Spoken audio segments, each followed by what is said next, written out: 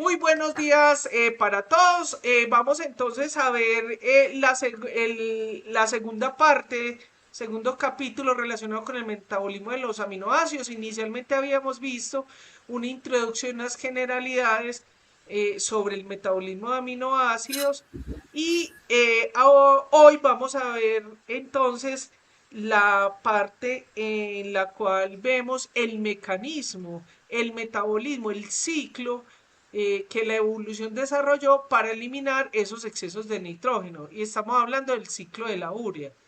Voy a dejar de presentar la cámara, presento la pantalla, ustedes me avisan cuando la estén mirando. Ya Natalie, Muy ya, bien, entonces vamos a continuar vamos a ver el ciclo de la urea. Entonces, cuando vamos a hablar del ciclo de la urea, tenemos que recordar esas generalidades que vimos en el capítulo anterior, donde vimos que los aminoácidos nosotros los tenemos, la especie que nosotros, química que tenemos, no es como tal el grupo amino, sino que tenemos los aminoácidos en forma de suiterión. Es decir, que tiene NH3 más y COO menos. Ese es el suiterión. Entonces, ¿y por qué eso? Porque nosotros tenemos un pH de 7,4, entonces eso permite que la especie química o la forma en la que está ese grupo amino es en forma de ion amonio NH4 más o amoníaco NH3. ¿Y por qué hay que hacer esta salvedad? Porque es importante ver esto, porque nosotros no tenemos como tal ese grupo amino NH2. Entonces, el ion amonio, ¿cómo se produce el ion amonio? El ion amonio, nosotros tenemos ion amonio en sangre, más o menos de 50 micromolar en adultos y es producido básicamente por el metabolismo de aminoácidos y por las bacterias ureasas positivas.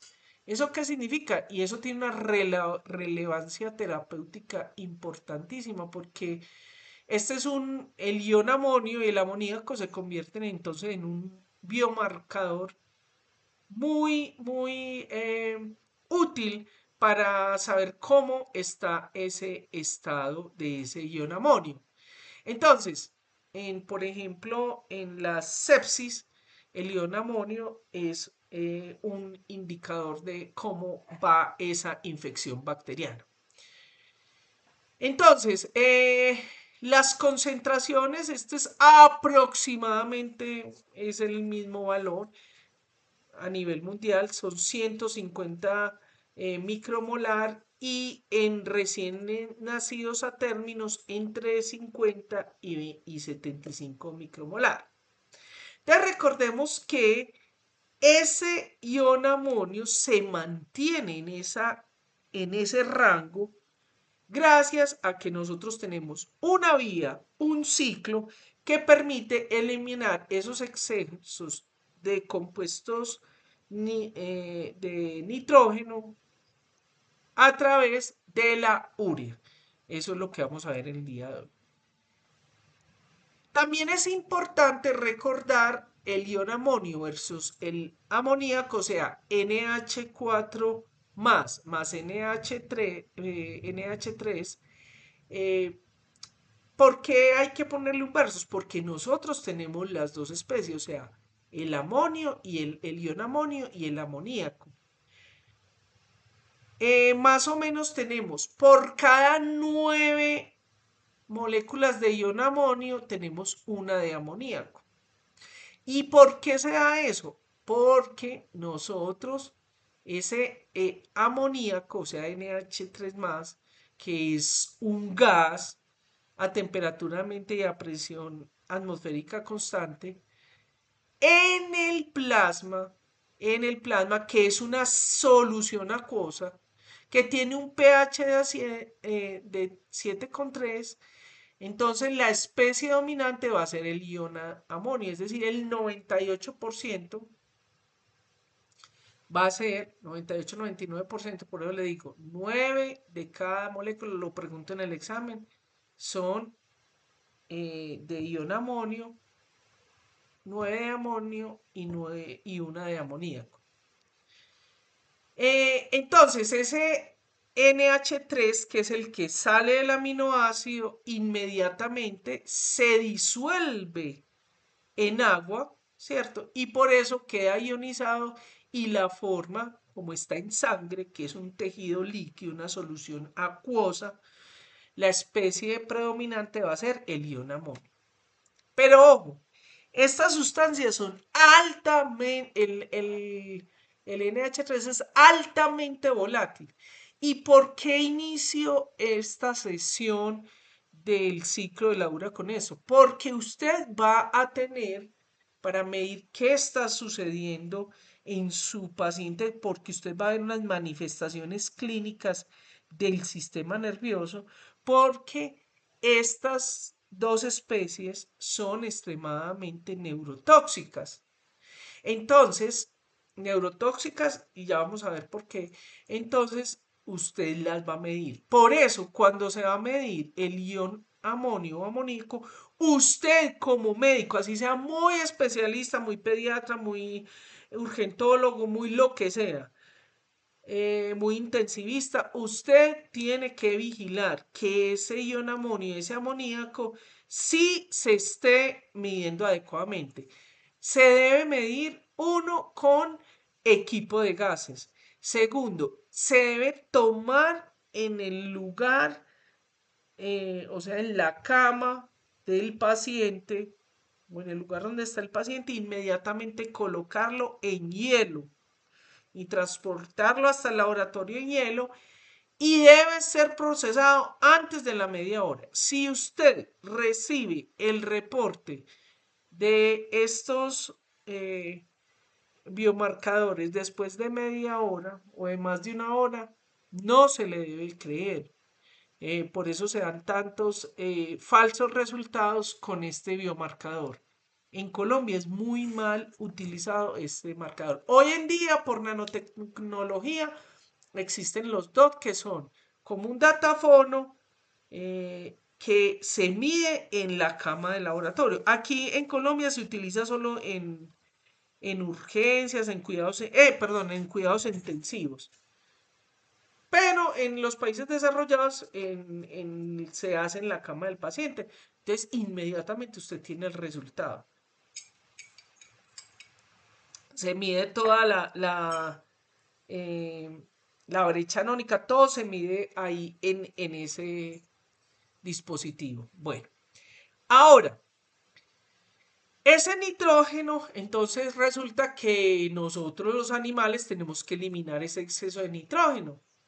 Pero el nitrógeno solo no está, están en especies químicas, porque es un gas. Entonces, por ejemplo, en los peces, en muchos reptiles, incluso en algunos pájaros, se elimina ese exceso de nitrógeno, es a través de amonio. O, por ejemplo, en reptiles y pájaros y aves, en forma de ácido úrico. En nosotros, la molécula con la que eliminamos ese nitrógeno es de manera eficiente, es a través de la urea.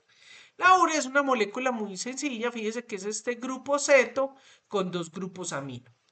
Entonces, en estos momentos vamos a iniciar a ver el metabolismo de el ciclo de la urea o ciclo de Hans Krebs, que fue el que lo describió. Krebs, el del ciclo de Krebs, primero describió esta vía que el ciclo de Krebs.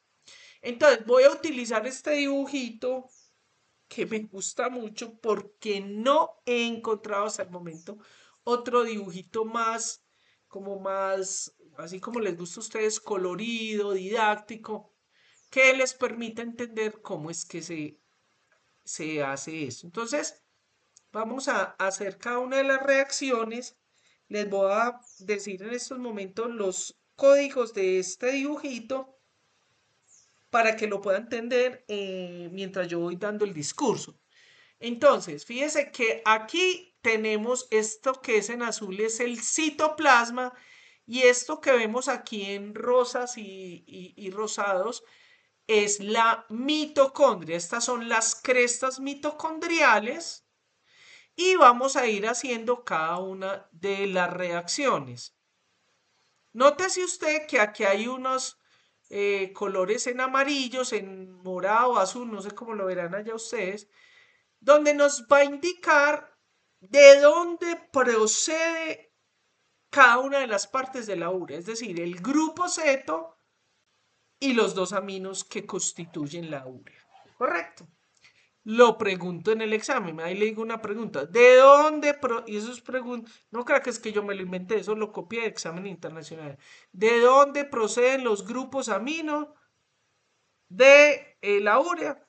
Aquí con esto lo va a contestar. ¿Listo? Bueno, también quiero otra cosa que usted note.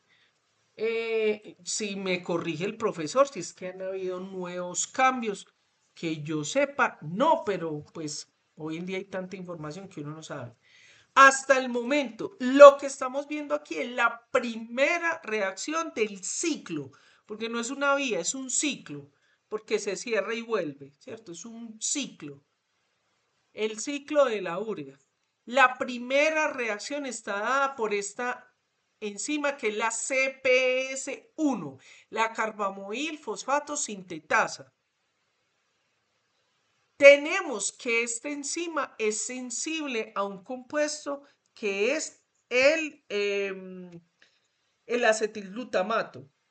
Y hay una reacción del N-acetilglutamato sintetasa, es decir, ese compuesto mejora la acción, pero no hace parte de esa reacción de la vía. Ahorita la vemos más adelante. No sé si usted, profe, ya sepa alguna nueva información donde ya se incluye esa reacción No, que está ahí. así como usted la dice, así es. Bueno, Así como usted la dijo, así es. bueno, perfecto. Entonces, vamos muy bien, queridos estudiantes. Entonces, vamos a iniciar. Para iniciar la vía, recuerden la primera diapositiva. ¿De dónde viene la urea? O viene del metabolismo, o ese ion amonio y amoníaco viene del metabolismo de los aminoácidos, ¿cierto? Y de las bacterias ureasa positivas. Pero dejemos eso a un lado, que eso es bajo cierta condición. La mayoría viene del metabolismo, del catabolismo de los aminoácidos. Y tenemos entonces que hay otro compuesto dentro de todas estas funciones fisiológicas y bioquímicas que es el bicarbonato. ¿Correcto? Entonces, ese carbono, ese grupo ceto, viene de ese bicarbonato. Y uno de los grupos aminos viene del catabolismo, de ese metabolismo de los aminoácidos. Esos son los sustratos. Pero además tenemos un tercer sustrato, que son los ATPs. Y ya les voy a decir por qué dos ATPs, ¿cierto? Dos ATP, no, un ATP, perdón, un ATP como sustrato. Entonces, acuérdense que las reacciones, pues ya lo ha dicho suficientemente el profesor, pero vuelvo y lo repito, y lo que vamos a ver en esto que me corresponde, en estas temáticas que me corresponden a mí, recuerden que tenemos lo elemental que son las reacciones enzimáticas. Una reacción enzimática está compuesta por los sustratos, la enzima, las coenzimas y cofactores de los que lo requieran y el producto. Todas las reacciones enzimáticas. Entonces nosotros vamos aquí a ver todas estas reacciones enzimáticas, vamos a irlas nombrando, ¿cierto? Y les recomiendo yo para su estudio que entonces cojan sus sustratos, sus enzimas, cofactores y sus productos. Recordemos que en el metabolismo muchos de los productos se convierten en sustratos. También en los nombres, por decir vulgares, que no son los del comité de enzimas, ¿cierto? El nombre que tiene la enzima es el nombre o de los sustratos o de los productos, seguido por la función que hace la enzima. Entonces, sustratos tenemos el bicarbonato y el ion amonio. Ojo, por cuestiones didácticas para esta presentación, sabemos que esta es en forma de amonio, pero por cuestiones, como les digo, didácticas, que es como sale el aminoácido, solo que cuando se diluye se convierte en ion amonio, vamos a ponerle NH3+. Entonces, los sustratos, ¿cuáles son? Bicarbonato, ion amonio y un ATP. Mire que aquí dice 2 ATPs. ¿Por qué? ¿Cuál es la enzima? La enzima se llama carbamoil fosfato sintetasa. O sea, que necesita como cofactor el fosfato, necesita la energía de ese ATP para poder hacer la función, para poder producir, pues hacer el producto. Por eso aquí dicen 2 ATPs. Uno que es como sustrato porque el compuesto, el producto de esa reacción es el carbamoil o carbamoil fosfato. Analicémoslos. Tiene el grupo amino, que viene del metabolismo de los aminoácidos, el grupo ceto, que viene del bicarbonato, y el fosfato del ATP. La enzima se conoce también pues como CPS 1 y 2, que más adelante vamos a entender por qué. Listo. Fíjense que estamos en la matriz mitocondrial, esa es la primera reacción. Vamos a ver la segunda reacción. Vamos a ver la reacción del carbamoil. En la segunda reacción, el sustrato va a ser el carbamoil fosfato. Carbamil fosfato. Entonces, los sustratos van a ser carbamoil fosfato y ornitina. Póngale un asterisco allá en su cuaderno en esto. ¿Por qué hay asterisco? Porque esta ornitina entra a la mitocondria, a la matriz mitocondrial, por un intercambiador de citrulina-ornitina. Sale una citrulina y entra una ornitina. Cuando lleguemos a la conformación de la ornitina, volvemos a retomar ese recambiador. Bueno, ese intercambiador. Entonces, sustratos, ornitina y carbamoil fosfato. La enzima tiene el nombre de ornitin transcarbamoilasa. Nos está diciendo que es una enzima que le va a colocar la ornitina al carbamoil fosfato y le va a quitar ese fosfato inorgánico. Ahí se libera un fosfato inorgánico. Entonces, ¿cuál va a ser el producto? Citrulina. Vamos a analizar la molécula. Entonces, aquí tenemos el carbamil. Mire que no es carbamil fosfato porque el fosfato inorgánico salió, es carbamil. ¿Sí? Este de acá, o sea, el grupo ceto con el grupo amino. Y esto que vemos acá es la ornitina, este que está aquí en amarillito es la ornitina. Pero cuando está unido esa ornitina con ese carbamil, conforma la citrulina. Ese es el producto. Aquí sale la citrulina. Para poder salir la citrulina tiene que intercambiar. Sale una citrulina y entra una ornitina. Vamos ahora a pasar el dibujito a color azul porque pasamos al citoplasma.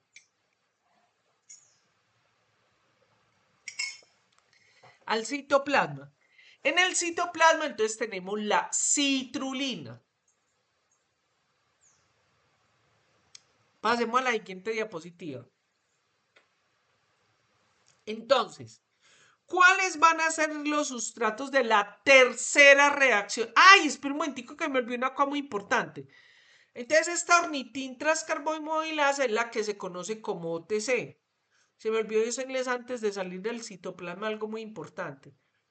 Estas dos son las enzimas que cuando están deficientes total o parcialmente, provocan las dos enfermedades más frecuentes, que es la deficiencia por CPS1 y OTC. Nosotros tenemos pacientes con eso. Y como están al inicio de ese ciclo, son más fuertes, más devastadoras que las otras. Bueno, entonces estamos. Vamos a ver en esta diapositiva, entonces, que estamos ya en el citoplasma, vamos a ver cuáles son los productos. Entonces, los productos son la citrulina, y ya ustedes por ejercicio deberían reconocer este aminoácido. Mire, y verá que cumple la fórmula. Es un aminoácido y vemos aquí que tiene en radical hay un ácido carbónico. Entonces es uno de los dos aminoácidos, o aspartico o glutámico. Ah, pues señores, es aspartico o aspartato como está ahí, ¿cierto? Entonces los sustratos son citrulina más aspartato. Entonces viene una enzima que se llama la arginino succinato sintetasa. Si decimos que es sintetasa, necesita ATP como cofactor. También se conoce como ASS, pues ASS, ¿cierto? Entonces aquí ese arginine-succinato, ¿cierto? Arginine-succinato sintetasa necesita de un ATP. Un ATP. Cuando hace la reacción libera un pirofosfato y una AMP. Utilizó la energía de ese enlace para poder condensar estas dos, unir estos dos compuestos, el aspartato o la citrulina. Y entonces conforma, fíjese que aquí se cumple. ¿Cuál va a ser el producto? Ya ahí tenemos la pista. Mire que el nombre de la enzima tiene el nombre del producto. ¿Cuál va a ser el producto? Arginin succinato. Vamos para la siguiente diapositiva. Mire, este es el arginin succinato. Vamos a analizar la estructura. Entonces, en ese arginino succinato ya pueden ustedes responder la pregunta: ¿de dónde viene el carbono y los grupos aminos de la urea? Pues uno viene del catabolismo de los aminoácidos, ya lo habíamos visto. El carbono, que va a conformar el grupo ceto, todavía no lo es, viene del bicarbonato. ¿Y el segundo amino de dónde viene? Muy bien, del aspartato o del ácido aspartico, del aspartato. Este es el aspartato. Y esta porción de acá, ¿cuál es? La citrulina, carbamil, citrulina y ácido aspartico. Este compuesto se llama el arginine-succinato. Muy bien, vamos para la cuarta reacción. En la cuarta reacción, ¿cierto? En la cuarta reacción, lo que vamos, porque ya vamos acuérdense que va a quedar un grupo ceto con dos grupos aminos. Entonces vamos a empezar a quitar lo que le sobra a la molécula. Entonces viene la cuarta reacción, OTC, a ver, CPS1, OTC, sí, la cuarta. La cuarta reacción entonces es la arginin-succinato liasa o arginin-succinasa. La sigla es ASL por arginin-succinato liasa o arginin-succinasa. Es lo mismo, son sinónimos. Entonces, ¿cuál es el producto? Perdón, el sustrato. El sustrato es el arginin-succinato. Viene la liasa, la arginin-succinasa, Y entonces lo que va a cortar es esta partecita de acá, que nos va a ir, perdón, de acá no, de acá. Esta parte de acá, que nos va a dejar ese grupo amino y va a salir entonces es el fumarato. O sea que cuáles son los productos de la acción de esa arginina succinato liasa. El fumarato y la arginina. La arginina, fíjese que en el ciclo de la urea podemos obtener un aminoácido que es la arginina, la R, ¿cierto? El aspartato es la D. La arginina, la R. Ese fumarato, ¿recuerdan ese dónde vieron? Muy bien, en el ciclo de Krebs. Fíjese, analicemos la molécula. Fíjese que aquí tenemos, casi ya está lista la molécula. Es decir, tiene los dos grupos aminos están listos, pero nos falta el grupo ceto. Ahora, todo este compuesto cataloga como aminoácido. Sí, mire, es un aminoácido y este es su radical. Perfecto. Entonces vamos para la quinta reacción, ¿cierto? La quinta reacción es entonces la arginina, el producto es la arginina. ¿Y cuál va a ser la enzima? La arginasa. Es una arginin liasa o arginasa. La sigla es AL. Arginasa o arginin liasa.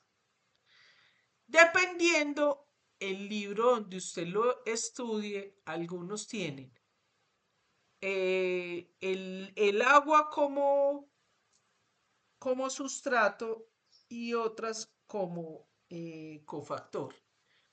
Literalmente estamos utilizando el oxígeno del agua, ¿cierto? Para convertir este grupo carbono en ceto. Para mí es sustrato. Entonces está la arginina, la enzima de la argininiasa, o sea, los sustratos serían el agua y la arginina.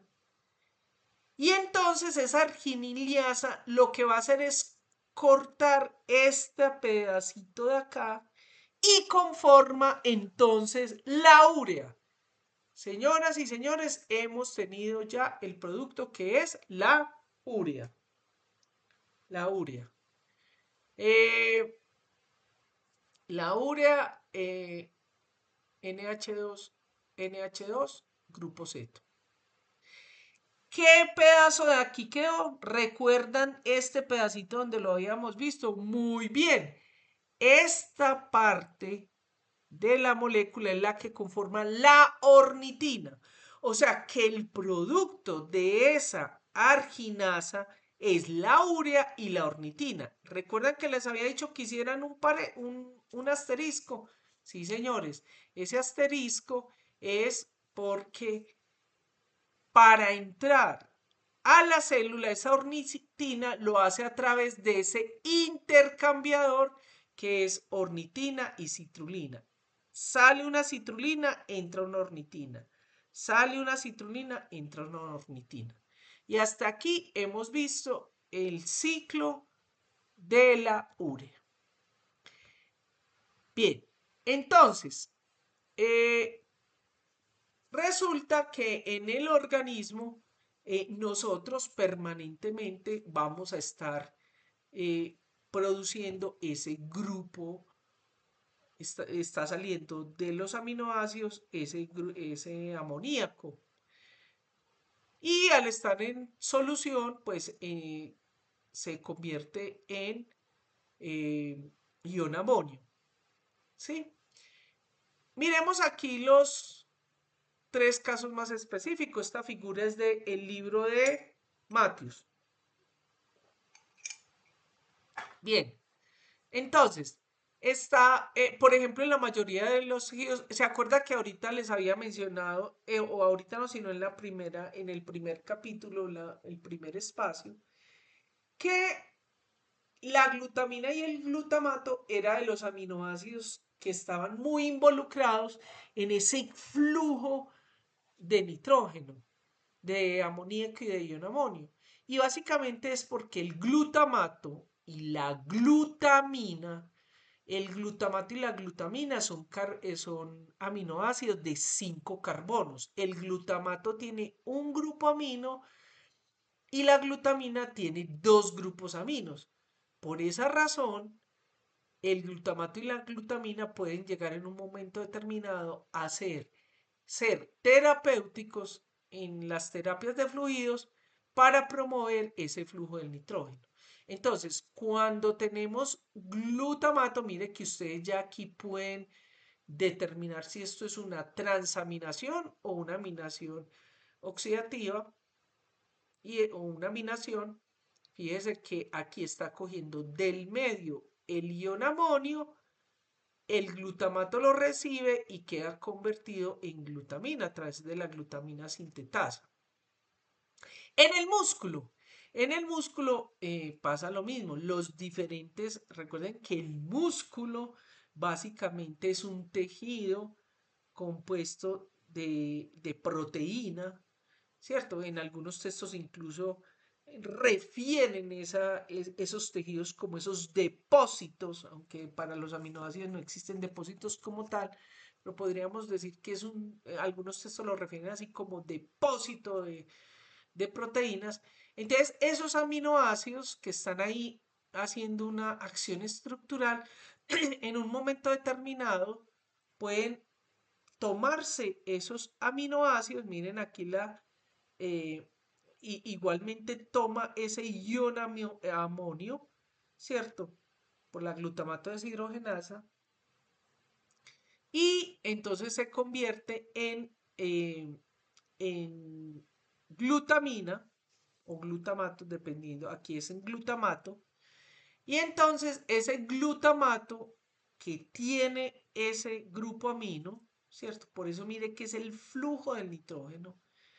Ese glutamato le puede entregar a otros aminoácidos ese grupo amino o a otros compuestos. En este caso, el glutamato, ahí sí hay una transaminasa, una transaminación. Le pasa el grupo amino del glutamato, se lo pasa al piruvato. ¿Cómo queda convertido el compuesto de 5 carbonos? En un alfa-cetoglutarato. El piruvato, que tiene 3 carbonos, ¿cómo queda convertido?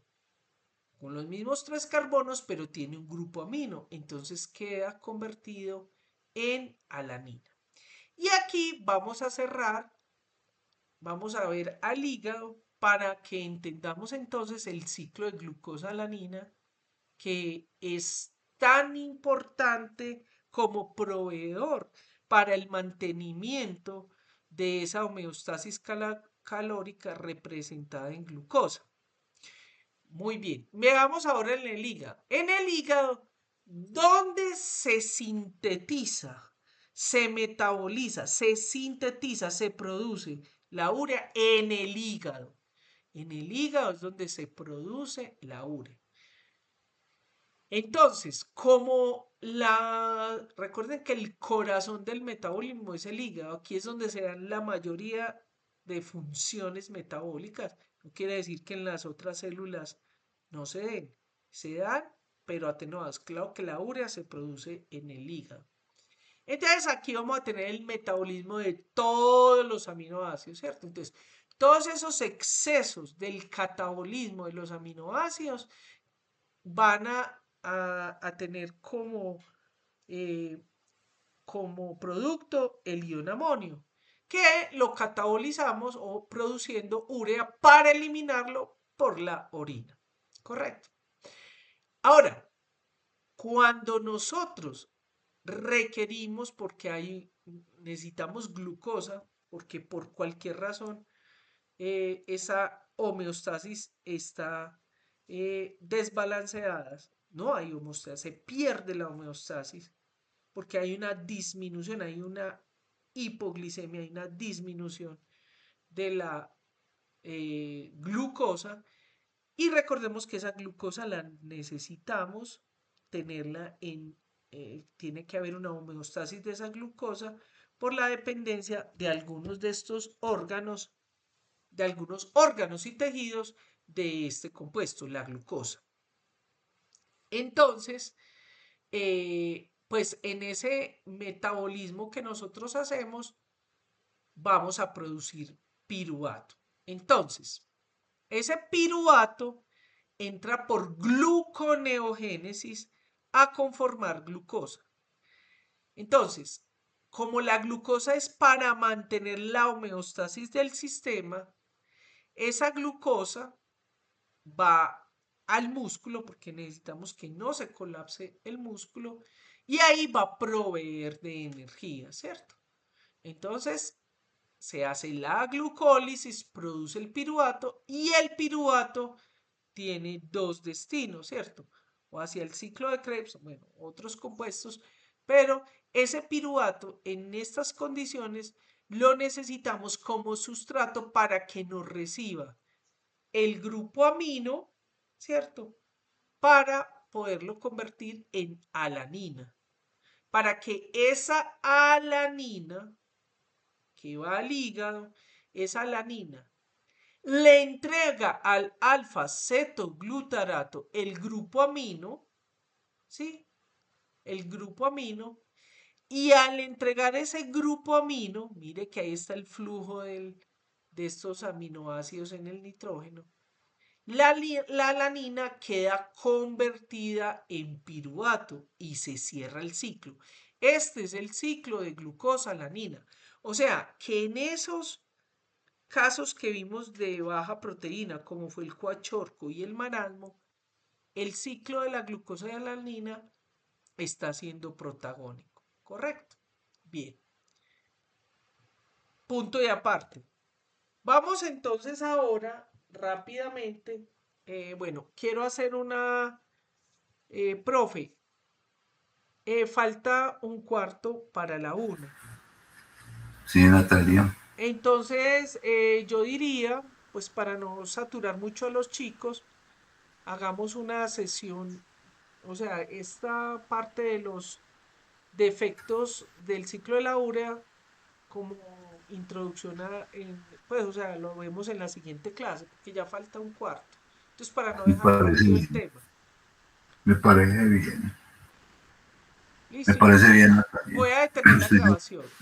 estoy de acuerdo.